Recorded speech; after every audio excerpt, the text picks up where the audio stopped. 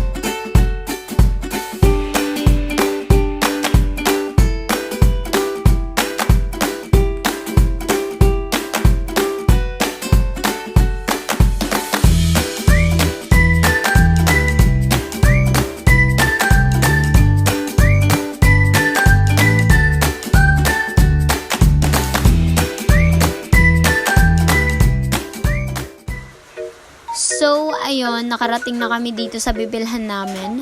Kinuha na namin yung mga dapat kunin para sa tindahan. Nilagay ko na sa basket at binigay na sa counter. Magbabayad na rin kami. Then, alis na agad kasi may pupuntahan pa kami.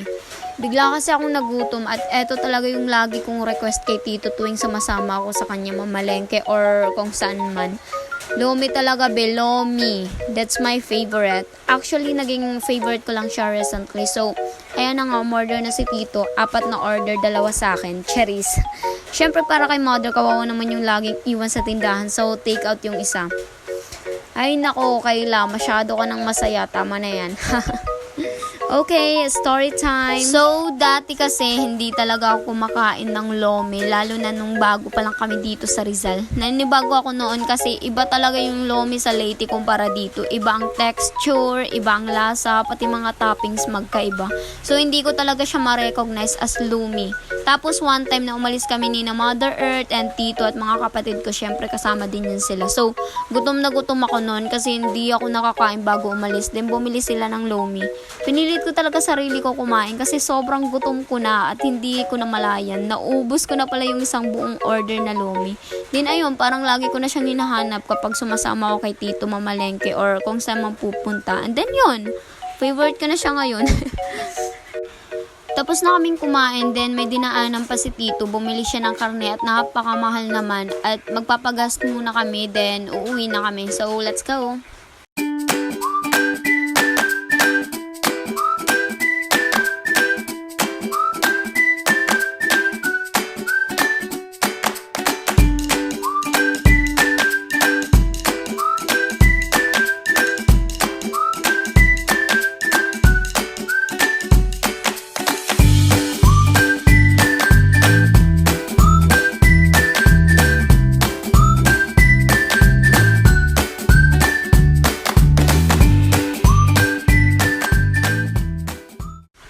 So, nakarating na kami dito sa bahay.